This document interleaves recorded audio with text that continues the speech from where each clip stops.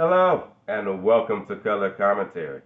I'm TJ, your average fan, and I'll be talking to you today about a show Teen Wolf, Season 4, Episode 2. Let's get into it, shall we? Spoilers! What is happening to this show? Let me just say that. It started off so promising, and then it's like they ran out of ideas and they just started throwing crap at the wall. This is going to be short and sweet because I can't believe they spent 45 minutes on this mission. It was so dumb. Okay, so we got teenage Derek, who don't know nothing, but he respects Scott because he's an alpha, so he wouldn't have listened to him, and he leave him with Styles while he go with Malia to go see Peter. He's supposed to be having dinner. Scott supposed to be having dinner with his father. He missed out on all that. Whatever. Boo hoo to his father. I don't care.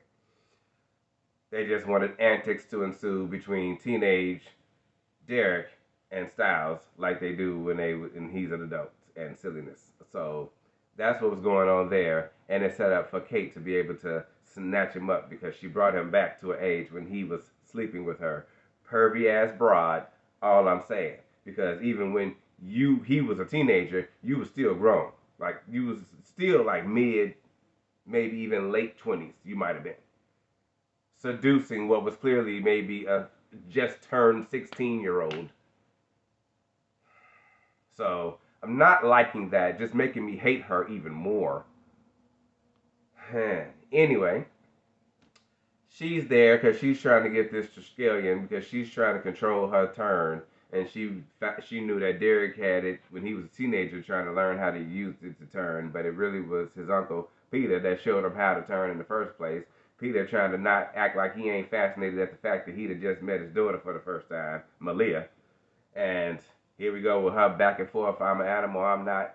I got senses. I can't. But I'm so animal. I'm gonna attack first. But chick, you was a coyote. It wasn't like you was like a really big animal running around in the woods to be attacking first. You was attacking rabbits first. You know what I'm saying? And possums and raccoon, not deer. You was too little for that. Like no, no. So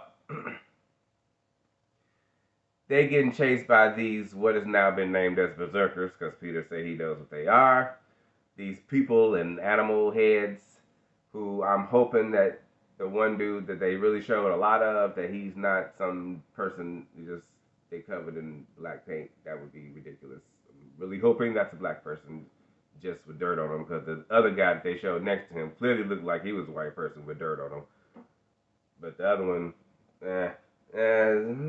questionable. But I moved on from that because these berserkers are ridiculous and useless, and they so strong, but they move so slow. They're like, what? And then Scott and Malia trying to fight these things while Peter ran off.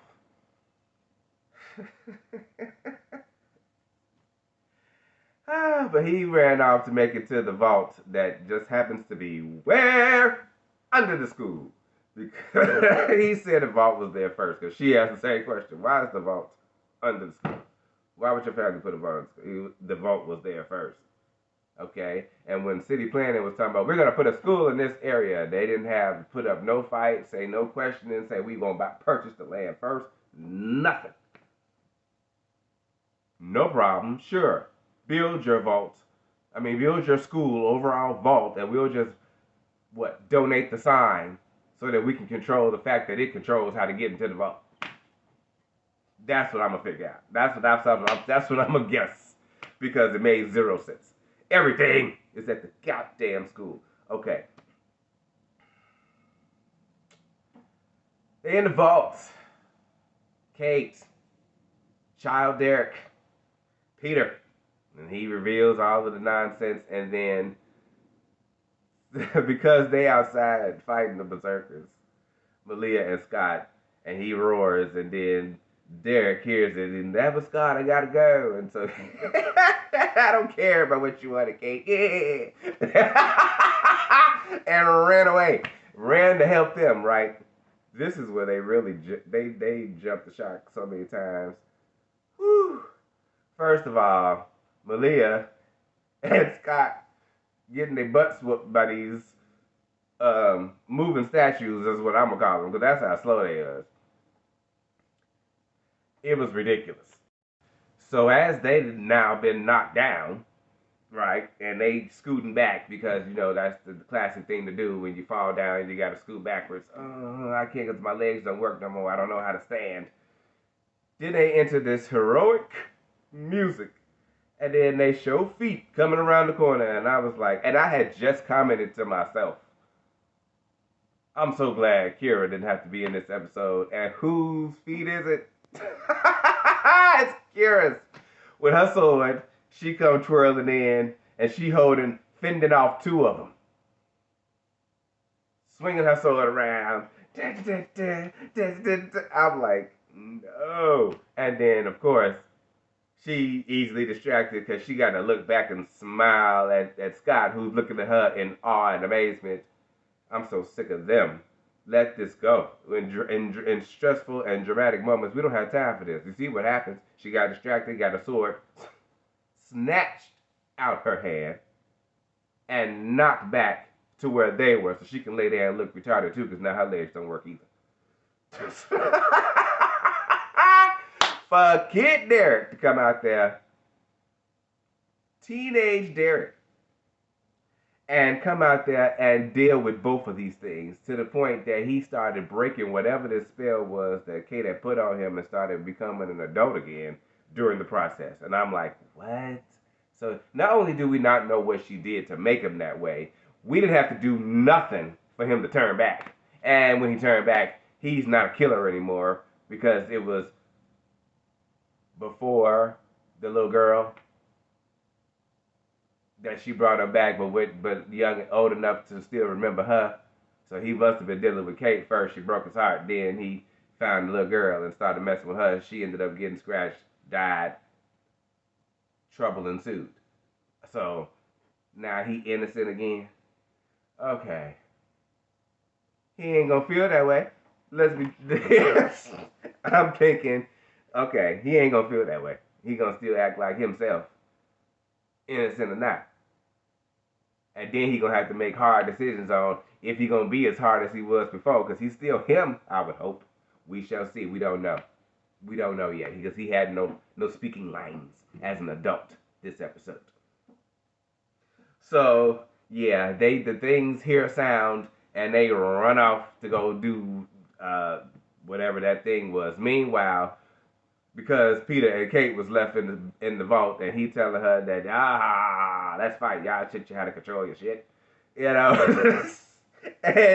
yeah, then some random flashbacks come down that are clearly supernatural, disabling because they were both out of it. But she not so much that she couldn't get out the door, but he so much that he could barely see, and all he could now see is feet as they go for this safe that wasn't locked, it's just open. And they took $117 million in bonds. Okay. All of that was dumb. Why is this vault here? What else is in this vault? Could any of the things that are in this vault have helped throughout seasons 1 and 2 and 3 to solve our issues? Just saying. And why is nobody talking about it? Now it's important. Now your money stole. Y'all broke. Because he said he took all of it. What now? Why should I care about this vault? I don't.